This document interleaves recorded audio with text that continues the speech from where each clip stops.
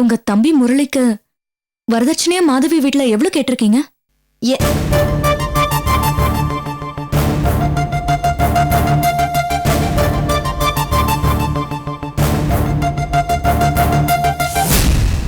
எங்க அதான் எல்லாத்தையும் அவசர அவசரமா பேசி முடிச்சிட்டாங்க இல்ல பெரிய மனுஷங்க. கல்யாணத்தை மட்டும் சிறப்பா பண்ணா போதும்னு வாக்கு கொடுத்துட்டு வந்தாச்சு. பெரிய கர்ண பரம்பரை எதுவுமே வேணாம்ட்டாங்க.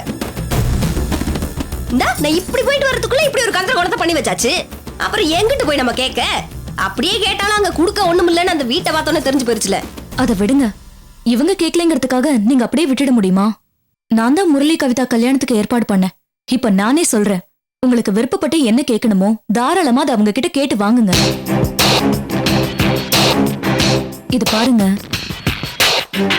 நீங்க நினைக்கிற மாதிரி மாதவி ஒண்ணும் சாதாரண ஆள் கிடையாது. நிறைய சம்பாதிச்சு பேங்க்ல போட்டு வச்சிருக்கா. அது மட்டும் இல்ல, வட்டிக்கு வேற அவ வெளியே பணம் கொடுக்கறா. அதுக்காக தான் சொல்றேன். ஈஸ்வரி, அவங்க வீட்டுக்காரர் ராமகிருஷ்ணன் பெரிய வேலையில இருக்காருமா. ஆமா. அட அட நீங்க ஒண்ணு சார், பேருதான் பெருசு. ஆனா கார் வீடு எல்லாமே லோன்ல தான் வாங்கியிருக்கோம். ஏமா, நிச்சயதார்த்தம் பண்ணும்போது நீ தானமா உன் புருஷன் பெரிய வேலையில இருக்காருன்னு என்கிட்ட சொன்ன? பெரிய வேலைன்னு தான் சொன்னேன் சார். ஆனா உள்ள இருக்கிற ஓட்டையெல்லாம் வெளியே சொல்ல முடியுமா சார்? ஆனா மாதவி பிச்சைக்காரி மாதிரி தான் இருப்பா. ஆனா நிறைய வச்சிருக்கா. பல லட்சம் ரூபாய் ரொக்கமா வச்சிருக்கா. அப்படியா சங்கதி? இது நமக்கு தெரியாம போச்சுல. என்னப்பா? அதானே. சரி, அம்புட்ட வச்சுக்கிட்டு அன்னைக்கு தாலி எடுக்க போகையில என்னமோ பிச்சைக்காரி மாதிரி பேசினாளுங்களே, ஏன்? சரி விடுங்க, இப்ப என்ன கெட்டு போயிருச்சா? பக்கம் பக்கமா எழுதி கறந்துட வேண்டியது என்ன முரளி? கறக்கிறது இருக்கட்டும், முதல்ல அந்த வீட்டை மாத்த சொல்லு. நெஞ்ச நிமித்தி உள்ள நுழைய முடியல, அவ்வளவு குனிச்சு போக வேண்டியிருக்கு. எதுக்கு வீடை மாத்தணும்? புது வீடை கட்டிக்கலாம். எங்க அத்தை பழைய நகையெல்லாம் நிறைய வச்சிருக்காங்க. அதெல்லாம் யாருக்கு போட போறாங்க? கவிதாக்கு தானே. ஆமா, மாதவின்னு ஒரு பிள்ளை இருக்க, அந்த பிள்ளைக்கு என்ன பண்ணுவாங்க? அவளை பத்தி ஒரு பிரச்சனையும் இல்ல. ஏன்னா மாதவியோட கல்யாணத்தை அவ சிம்பிளா பண்ணிக்க போறா. ஆனா கவிதா எங்க வீட்டோட கடைசி பொண்ணு. அவளோட கல்யாணத்தை நாங்க கிராண்டா பண்ணணும்னு முடிவு பண்ணிருக்கோம். ராமகிருஷ்ணனோட தங்கச்சிக்கு கல்யாணம்னு இப்பவே சொந்தக்காரங்களா நிறைய எதிர்பார்ப்போட இருக்காங்க. அதனால கண்டிப்பா இந்த கல்யாணத்தை கிராண்டா பண்ணணும்னு முடிவு பண்ணிருக்கோம். ஆமா, யார் அந்த ராமகிருஷ்ணன்? என்னமாமா, அதுக்குள்ள மறந்துட்டீங்களா? கலையோட ஹஸ்பண்ட் ராமகிருஷ்ணன், ராம்கி. ஓ, அவரா? சரி சரி சரி. என்ன அவரான்னு நீட்டி முழங்கிக்கிட்டு? இவர் பொம்பளைய பேரெல்லாம் நெத்தி பொட்டுல வச்சிருப்பாரு. ஆம்பளைய பேரை கேளுங்க, எதுவும் தெரியாத மாதிரி முழிக்கிறது. வந்த விஷயத்தை பேச விடாம எதையாவது சொல்லி மறக்கடிக்கிறது. சரி சரி. அப்ப நான் கூட இது வெறும் காலி டப்பா வெத்து வேட்டி நினைச்சுக்கிட்டு இருந்தேன். நீங்க இப்ப சொல்ல வந்தா எப்படி சரக்கு இருக்குன்னு தெரியுது. என்ன முரளி? ஆமா, உங்க புருஷன் கூட ரொம்ப சப்போர்ட்டா இருப்பாராம்ல, அப்படியா? ஆமா ஆமா அக்கா, அவரோட சப்போர்ட் மட்டும் இல்ல, கலையோட சப்போர்ட்டும் இருக்கு. இந்த கல்யாணம் நடக்கிறதுக்கு மூல காரணமே கலைதான். நான் கூட முதல் தரம் பாக்கும்போது என்ன நினைச்சேன்டா, பரவாயில்ல நல்ல பிள்ளையா தான் இருக்காங்க. என் புகுந்த வீட்டுக்கு என்னால செய்ய முடிஞ்ச கடமையை தான் செய்யறேன். இன்னும் என்ன செய்யணுமோ அதையும் செய்வேன். அப்போ அவங்கள ஒரு வழி பண்ணணும்னு முடிவு பண்ணிட்டேன். நடக்கட்டும் நடக்கட்டும் நடக்கட்டும். என்ன நக்கல் பண்றீங்களாக்கும்? இல்ல, அது வந்து இந்த காலத்துல நாத்தனார் நல்லா இருக்கணும்னு நினைக்கிற அன்னிகாரியை எங்கனாச்சும் பாத்திர முடியுமா சொல்லுங்க? பார்க்கவே முடியாது. சும்மா கடமைக்கேன்னு கல்யாணத்துக்கு வந்துட்டு வேண்டா வெறுப்பா கையை நினைச்சுட்டு அப்புறம் பேருக்குன்னு மொய் எழுதி வச்சுட்டு போறது எப்படி இருக்கு? இங்க பாருங்க, நல்ல மாப்பிள்ளையா பார்த்து அந்த மாப்பிள்ளையோட அந்தஸ்துக்கு ஏத்த மாதிரி நம்ம செய்யணுங்கிற இந்த பிள்ளையோட நல்ல மனசை பாராட்டணுமா வேண்டாமா? அதை விட்டு சும்மா நக்கல் நையாண்டி பண்ணிக்கிட்டு இதுக்காகவாச்சும் நான் ஒரு லிஸ்ட் தயார் பண்ணிவிடுறேன். என்ன? ஆமா. சரி, நீங்க பேசிக்கிட்டு இருங்க, நான் மறக்கிறதுக்குள்ள போய் எழுதிட்டு வந்துடுறேன். ஐயோ, இன்னும் காப்பி வரலையா? அம்மா, காப்பி எங்க? என்ன குடிக்கட்டும். இந்தம்மா, இது பாருங்க, நான் இங்க வந்துட்டு போனதை என் மாமியார் வீட்ல சொல்லிடாதீங்க. ஐயே இதெல்லாம் போய் சொல்லுவாங்களாக்கும். நாங்க என்ன அம்பிட்டு விவரம் இல்லாதவளா? இங்க பாருங்க, நாங்க கிராமத்துல வாழ்ற வகைதான். உரணி எல்லாம் பேசுவோம், ஆனா பேச வேண்டிய விஷயத்துக்கு எல்லாத்தையும் வாங்கி உள்ளுக்கு போட்டுக்குருவோம். வர வேண்டிய நேரத்துல தான் வெளியில வரும். நீங்க பயப்படாதீங்கன்னு நீங்க பேசிக்கிட்டு இருங்க, நான் போய் எழுதிக்கிட்டு இருக்கேன். குறுக்க நிக்காதமா போ. அப்பா என்ன உட்கார்ந்துட்டு இருக்க? வா மாமா, நீங்க தான் லிஸ்ட் தயார் பண்ணுங்க. வாங்க, நீங்க லிஸ்ட் ரெடி பண்ணிட்டு மாதவிக்கு இன்ஃபார்ம் பண்ணிடுங்க. பயப்படாதீங்க, அதான் முதல் வேலை. நல்ல புள்ளையா இருக்கம்மா, குணத்திலையும் கெட்டிக்காரியா இருக்க. மாமா போங்க, அக்கா கூப்பிடுறாங்க. போறேன் போறேன். நீங்க ரெண்டு பேரும் உட்காருங்க, பேசிக்கிட்டு இருங்க. உட்காருங்க. காஃபி சாப்பிடுங்க. நீங்க சாப்பிடுங்க, காஃபி சாப்பிடுங்க. You want some biscuits? இல்ல இல்ல வேண்டாம், thank you so much. Okay.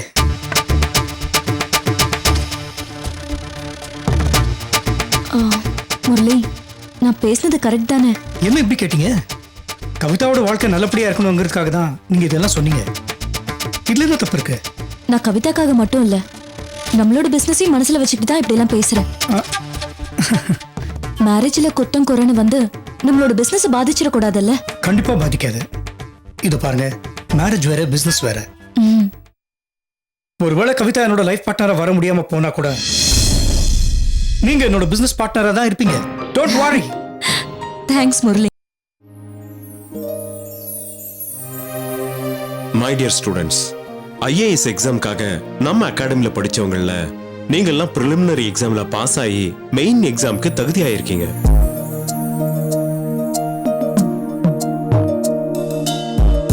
இது சாதாரணமான விஷயம் இல்ல. நம்ம நாட்டிலே இருக்கிற உயர்ந்த பணிக்கான தேர்வுல நீங்க எல்லாம் சாதிச்சிருக்கீங்க. வருஷம் இந்த ப்ரிலிமினரி டெஸ்ட்டை நிறைய பேர் எழுதுறாங்க. அதுவும் குறிப்பா இந்த வருஷம் 4 லட்சம் பேர் எழுதியிருக்காங்க. அதுல செலக்ட் ஆனவங்கள்ல நீங்களும் இருக்கீங்க. நம்ம அகாடமில படிச்ச நீங்களும் செலக்ட் ஆனதுல எனக்கும் நம்ம கோச்சிங் அகாடமிக்கும் ரொம்ப பெருமையா இருக்கு. இனிமே தான் நீங்க ரொம்ப கவனமா படிச்சாகணும். ஏன்னா நீங்க பாதி கிணற தான் தாண்டி இருக்கீங்க. மெயின் எக்ஸாம்ங்கிற முழு கிணறையும் தாண்டி ஆகணும். அதனால உங்க கவனத்தை சிதற விடாம நீங்க உங்க உயர்ந்த குறிக்கோளை அடையறதுக்கு முயற்சி பண்ணணும். ஏன்னா இந்த மெயின் எக்ஸாம் தேர்ச்சி விகிதம் வருஷம் மாறுபடும். எவ்வளவு பேர் தேவையோ அவ்வளவு பேரை தான் செலக்ட் பண்ணுவாங்க. அதனால உங்களால எவ்வளவு மேக்ஸிமம் மார்க்ஸ் ஸ்கோர் பண்ண முடியுமோ நீங்க பண்ணணும். அப்பதான் மெயின் எக்ஸாம்ல உங்களால பாஸ் பண்ண முடியும். எனக்கு உங்க மேல எல்லாம் அளவு கடந்த நம்பிக்கை இருக்கு.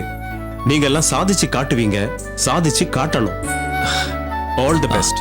Thank you, sir. Keep it up. Thank you very much. Okay. All the best. Thank you, sir. All the best. Thank you, sir. All the best. Thank you, sir. You carry on. Okay, sir.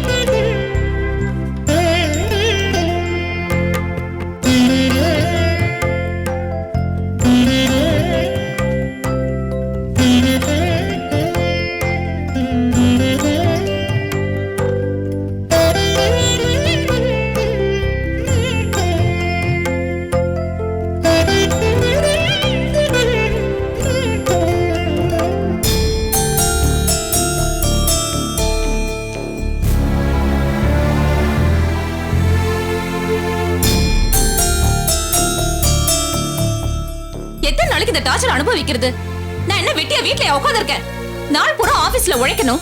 அதுக்கப்புறம் வீட்டுக்கு வந்த குழந்தைங்களுக்கு உங்களுக்குன்னு எல்லாருக்கும் நானே பார்த்து செய்ய வேண்டியிருக்கு. அதுக்கு என்ன பண்ண சொல்ற நீ? எனக்கு தான் ஆபீஸ் இருக்கு, பிரச்சனைகள் இருக்கு. நான் உன்னையா பாத்துக்க சொன்னேன்? யாரு வேணாலும் பாத்துக்கிட்டு எவ்வளவு செலவானாலும் பரவாயில்லன்னு தான் சொல்றேன். பணம் கொடுத்தா போதுமா? எல்லாரும் வந்துருவாங்களா? நம்மள படுத்துற மாதிரியே படுத்துனா எல்லாரும் நிலைக்காம ஓடி போயிடுறாங்க. நான் ஒன்னும் பணத்துக்காக இங்க வேலைக்கு வரல. எங்க அப்பாவுக்கு ஏதாவது ஒண்ணுனாலும் நான் இப்படிதான் பாத்துக்குவேன்.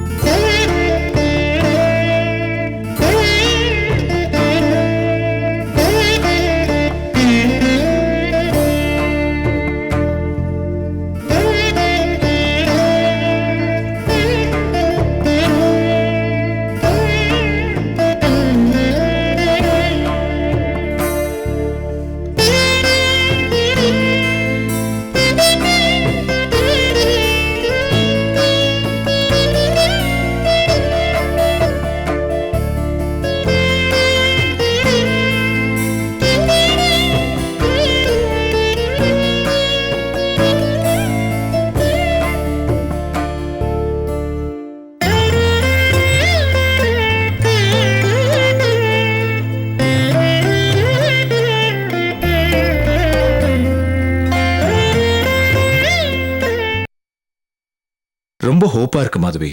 கோச்சிங் கிளாஸ்ல யூஸ்ஃபுல் டிப்ஸ் நிறைய சொன்னாங்க. அடுத்து மெயின் எக்ஸாம்ல எப்படி அசத்த போறேன்னு பாரு. எனக்கு நம்பிக்கை இருக்கு மனோ, நீங்க நிச்சயமா சாதிப்பீங்க. Thank you very much. ஆமா, எல்லா வேலையும் போயிடுச்சு, அடுத்து ஒரு வேலை காத்துட்டு இருக்குன்னு சொன்னேன். அது என்ன வேலைன்னு இது வரைக்கும் சொல்லவே இல்லையே. என்ன அது சஸ்பென்ஸ்? சஸ்பென்ஸ் எல்லாம் ஒண்ணும் இல்ல. ஒரு விதத்துல சமூக சேவைன்னு சொல்லலாம். Is it? ஏதாவது அநாத ஆசிரமத்திலயோ இல்ல முதியோர் இல்லத்திலயோ ஜாயின் பண்ணிருக்கியா? 50-50. 50-50யா? அது என்னது கோன் பனேகா கரோர்பதி மாதிரி? கொஞ்சம் புரியுற மாதிரி சொல்ல. அதாவது நீங்க கெஸ் பண்ணதுல 50% கரெக்ட், 50% தப்புன்னு சொல்ல வந்தேன். நான் அநாத ஆசிரமத்துல வேலை செய்யல. ஆனா அதே நேரத்துல ஒரு வயசான பெரியவருக்கு கேர் டேக்கரா டியூட்டில ஜாயின் பண்ணிருக்கேன். எதிர்பார்க்கிற பணம் கிடைக்குதோ இல்லையோ, மனசுக்கு ரொம்ப நிறைவா இருக்கு மனோ. ஒரு அப்பாவுக்கு பொண்ணு செய்ய வேண்டிய கடமையா நான் தினம் அவருக்காக நிறைய கடமைகளை செஞ்சிட்டு இருக்கேன். ரொம்ப வயசானவரு, மனசால ரொம்ப பாதிக்கப்பட்டிருக்காரு. அப்போ அவர் ஏதாவது ஒரு நர்ஸ வேலைக்கு வச்சுக்கலாமே? மெடிசன்ஸ் கொடுக்கறதுல இருந்து வேலைக்கு வர வரைக்கும் எல்லாம் அவங்க பங்க்சுவலா பாத்துக்குவாங்கல்ல? வயசானவங்களுக்கு பங்க்சுவலா பார்த்து பண்றதை விட பாசமா பண்ணாதான் அவங்க மனசுக்கு ரொம்ப தெம்பா இருக்கும், சீக்கிரமா குணமாவாங்க. இது என்னோட ஒப்பீனியன் தான். வேலைக்கு வர சில நர்ஸுங்கெல்லாம் கடமையை தான் கவனிக்கிறாங்க, கண்ணும் கருத்துமா பாத்துக்கிறது இல்ல. அதனால அவர் மனசு உடைஞ்சு போயிருந்தாரு. நான் வேலைக்கு சேர்ந்ததுல இருந்து அவருக்கு ஒரு நம்பிக்கையை கொடுத்திருக்கு மனோ. அவரோட மகனோ மருமகளோ கூட அவருக்கு எதுவுமே செய்யறது இல்ல. ஆனா அவர் என்ன பார்த்தா ரொம்ப சந்தோஷப்படுறாரு. தினம் நான் வருவேன்னு சொல்லி ரொம்ப சந்தோஷப்படுறாரு. அப்படியா? குட். அந்த அளவுக்கு நீ சர்வீஸ் பண்றேனா உனக்கு ரொம்ப பெரிய மனசு மாதவி. தேங்க்யூ. இந்த காலத்துல நிறைய படிச்சவங்களுக்கு கூட உன்ன அளவுக்கு சர்வீஸ் மைண்டட் இருக்குமாங்கிறது சந்தேகம் தான். உன்னை நினைச்சா ரொம்ப பெருமையா இருக்கு மாதவி. மனோ, சர்வீஸ் பண்றதுக்கு படிக்க வேண்டிய அவசியமே கிடையாது. நல்ல மனசு இருந்தா போதும், அவ்வளவுதான். நீங்க படிச்சுட்டு சர்வீஸ் பண்ண போறீங்க, நான் படிக்காமயே சர்வீஸ் பண்றேன், அவ்வளவுதான். எந்த மாதவி குட்டிக்கு சுகம் இல்லே? என்னடா நடு ரோட்ல நின்னு சுகமான கேக்குறேன்னு பாக்குறியா? சும்மா ஃபார்மாலிட்டிக்கு. ஹலோ, யார் நீங்க? என்ன வேணும்? ஏய் பேடிக்கண்டா. நான் தத்தமங்கலம் தங்கப்பன். அதங்க கேரளாவில், இங்க தங்கப்பாண்டி. மாதவிக்கு தங்கம் அல்ல?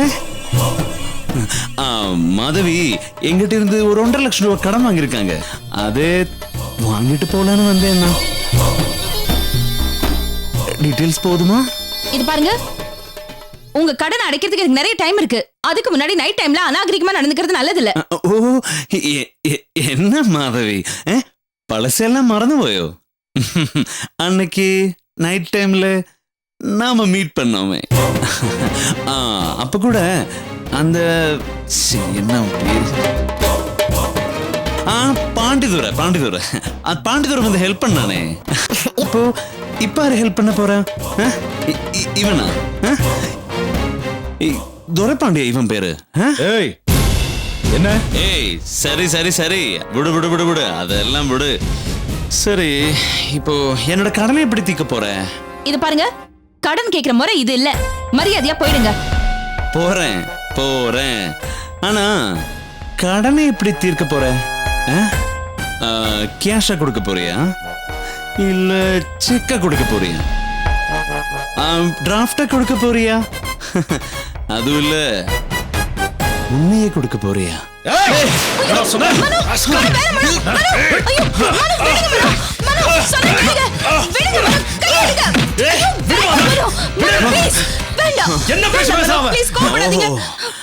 அப்போ அப்ப நீதான் மனோகரனா? பாப்போண்டா பாப்போம். நீதான் ஐஏஎஸ் படிக்கிறனா? பாப்போண்டா பாப்போம். என்ன பண்ணுவ? தெரியாம மோதிருக்க. யாருன்னு தெரியாம மோதிருக்க. இந்த தங்கம் யாருன்னு காமிக்கிறேன்டா. மனோகர் ஐஏஎஸ்ல. சரிடா. என்ன மாதவி இப்படி பேசிட்டு போறாவ? சும்மா இருங்க மனோ ப்ளீஸ். எல்லாம் சும்மா விடவே கூடாது. மனோ மனோ வேண்டாம் மனோ. மனோ வாங்க இப்படி வாங்க சொல்ல கேளுங்க. அவனை டேய் மனோ என்ன ஏன் தடுக்கற? அவனெல்லாம் உண்டு இல்ல ஆக்கணும். அவனை பார்த்து பயப்படுறியா நீ? கடன் வாங்கிட்டா அவன் என்ன பேசினாலும் கேட்டுக்கணுமா? மனோ கொஞ்சம் பொறுமையா இருங்க ப்ளீஸ். நான் ஒன்னும் உங்களை பயந்துட்டு இருக்க சொல்லல. உங்க ஃபியூச்சருக்காக தான். என்ன சொல்ற நீ? ஏற்கனவே எங்க அப்பாவால நீங்க போலீஸ் ஸ்டேஷன்ல போயிருக்கீங்க. அது மறந்துட்டீங்களா என்ன? இப்ப இவனோட பிரச்சனை பண்ணிட்டு நீங்க போலீஸ் ஸ்டேஷன் வரைக்கும் போனீங்கன்னா உங்க ட்ராக் ரெக்கார்ட்ல பிளாக் மார்க் விழுந்துரும். என்ன மனோ நீங்க கொஞ்சமாவது யோசிச்சு பாருங்க. உன்னை யார் என்ன பேசினாலும் பாத்துக்கிட்டு இருக்க சொல்றியா? என்னால முடியாது. இது பாருங்க மனோ, நம்ம கோபத்தை காட்டுறதுக்கு இது நேரம் இல்ல. அவன் சும்மா கொலைக்கிறவன் தான், கடிக்க மாட்டான். அவனை நான் சமாளிச்சுக்கிறேன். இங்க பாருங்க, இனிமே நீங்க இப்படி டென்ஷன் ஆகி யாரையும் கை நீட்ட மாட்டேன்னு சத்தியம் பண்ணுங்க. சத்தியம் பண்ணுங்க மனோ ப்ளீஸ். என்ன மாதவி நீ? மனோ ப்ளீஸ் சத்தியம் பண்ணுங்க. சத்தியம் பண்ணுங்க மனோ. மாதவி நம்மளோட லவ் உண்மைன்னா சத்தியம் பண்ணுங்க. சத்தியம் பண்ணுங்க மனோ. சரி, உன் மேல சத்தியமா? இனிமே யார் மேலேயும் நான் கை நீட்டல. போதுமா?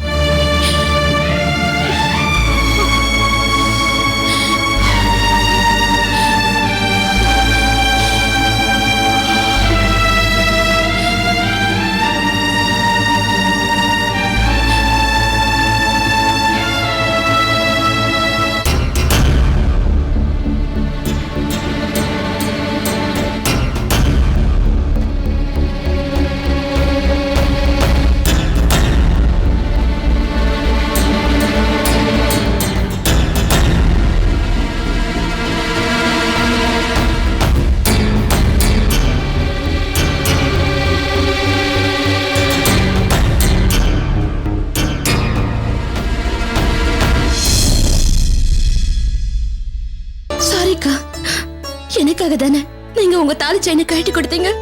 ஏய், அத பொறுத்த வரைக்கும் எனக்கு இப்போ ரொம்ப சந்தோஷம் தான்.